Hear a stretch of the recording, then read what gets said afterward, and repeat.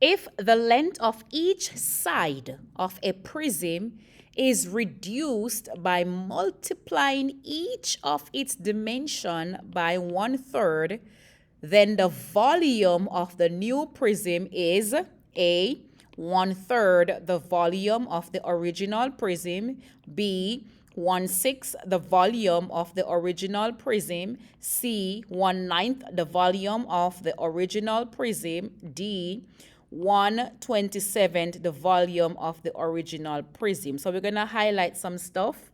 It says if the length, so we're speaking about the length of each side of a prism is reduced.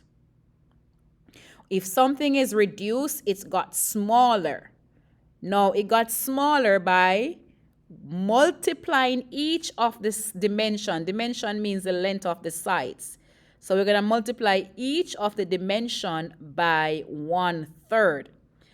All right, so it's like saying you have a picture and you want it to be 1/3 the original size. So you have a picture and you want to make a copy. And you're going to say, hey, make me 1/3 the size of this. So you're going to still have the shape, just the size change. So in this case, each of the dimensions, each of the sides are going to be reduced by 1/3. Now, the factor or the value or the number that makes something smaller or bigger is called a scale factor.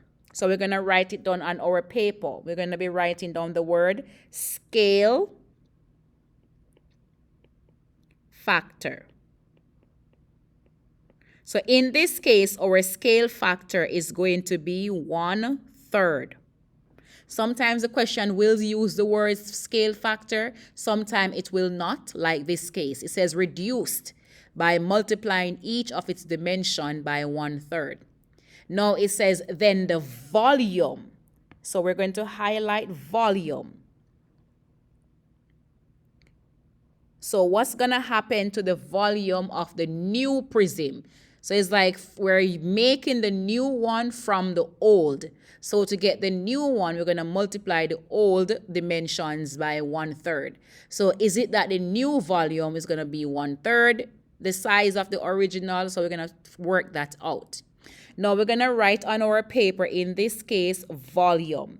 Remember that volume is measured in cubic units. All right. So volume is 3-dimension. What does 3-dimension means? It simply means, for example, volume has length, width, and height. So here goes a prism. So volume would have a height, that's 1 dimension.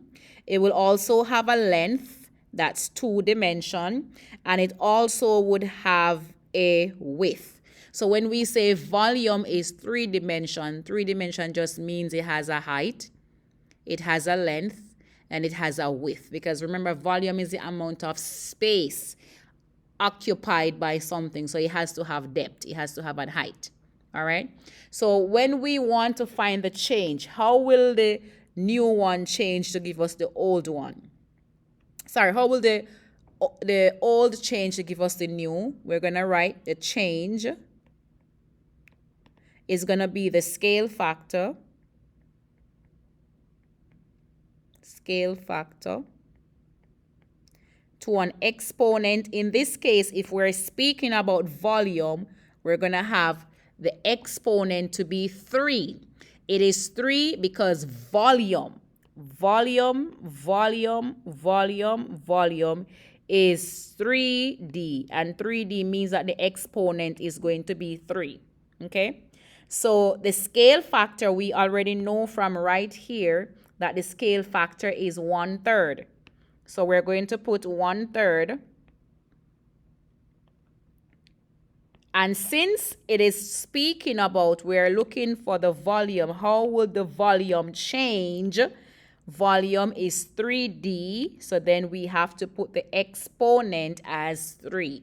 So now we're going to put this in our calculator. So we're going to have, oh, well, it's already there. Let me do it again. Parentheses, control, divide, 1 upon 3, close parentheses.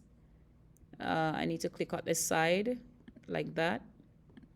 Now to get the exponent of 3, you can do it two ways. You can just press this one and then you change the number to 3. That's one way. So I'm going to just use that way. So 1/3 to the exponent of 3, enter. And the change is going to be equal to 1 upon 27. So right here, you see that the answer would be equal to D. So the volume of the new prism, so the new prism would be 1 upon 27, the volume of the original. All right. Let's go to another problem quickly. It says a rectangular prism is shown.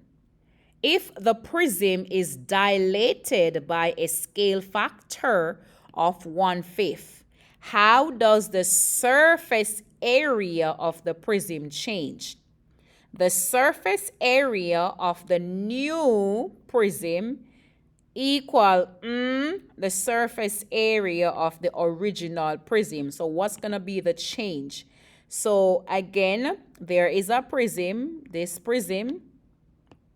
So each of these dimension is going to be multiplied by 1/5. So this is going to be multiplied by 1/5, 1/5, 1/5. So in this case, they're asking us about the area.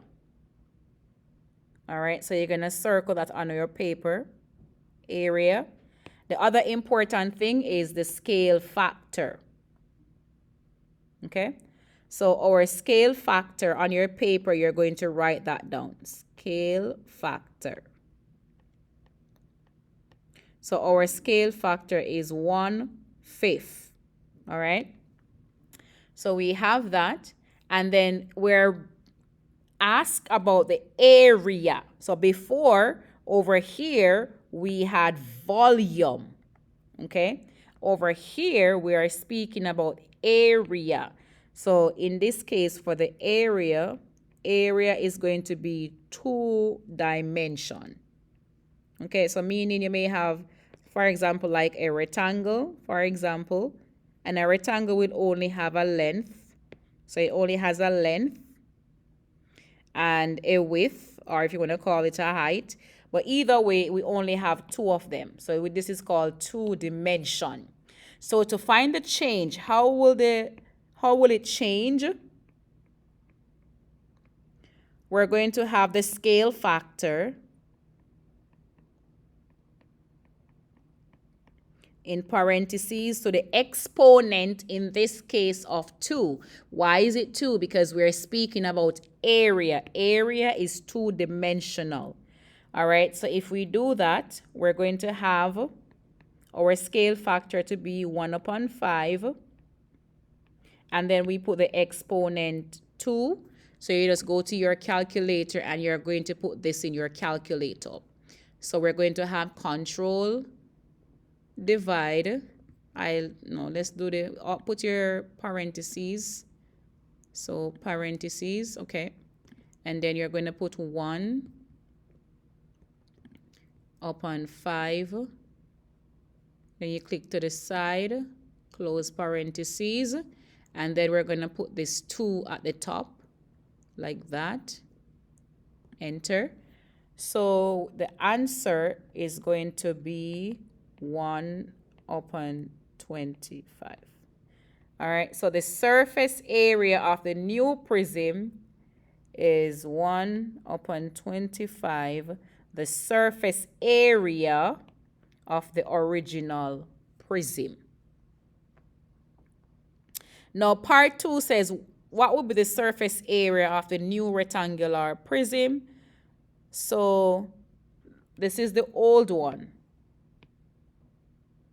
So the total surface area of a rectangular prism would have been the 24 multiply the 20, not the 20, the 12 multiply the 16.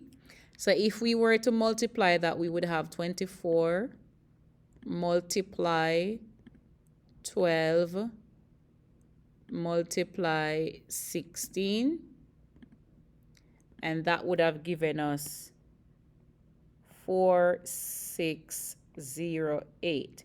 So this is the old, right? So the new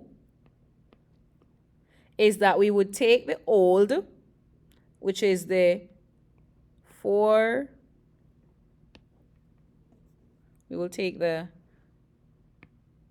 4,608, that's the old, and we multiply that by the change, because we said that the surface area of the new is going to be 1 upon 25th, the surface area of the original. So this is the original. So you would just take that and multiply that by 1 upon 25th.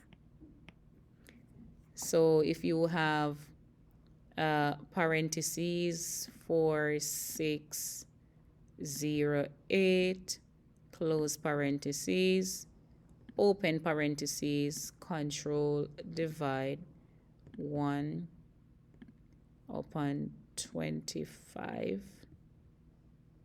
close parentheses, enter. My battery is low. Then it would give you this as your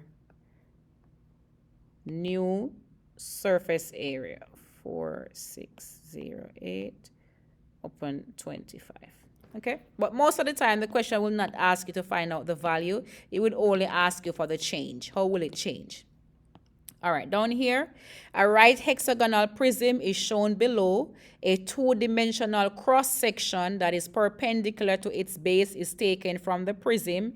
So notice it says which figure describes a two-dimensional cross-section. So pretty much it's a hexagonal prism, and a cross-section is just basically what you see when you slice it. So the cross-section is going to be what is it you see when you slice it.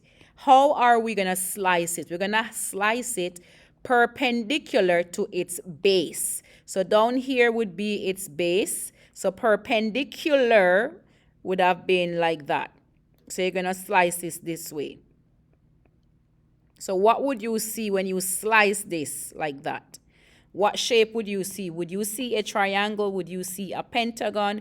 Would you see a rectangle? Would you see a hexagon? And the answer would be you would see a rectangle. So pretty much what you can use to remember, when you slice perpendicular to the base, the cross-section normally looks like the side. So notice like on the side right here, you see like a rectangular shape. So that could help you to remember. Whenever you slice something perpendicular to the base, the cross-section would look like whatever the sides look like, are made up from. So the sides are made up of rectangles. So in this case, the answer is going to be a rectangle. All right. Now this one is formed. It says what shape will be formed by rotating the figure about the axis. This is the axis that they are talking about. So if you were to keep rotating this rectangular, if you were to keep rotating this around the axis, then this would form a cylinder. So the shape would always be a cylinder. All right, so the answer would be a cylinder. So it's like you're bringing this round and around. So it's going around like that.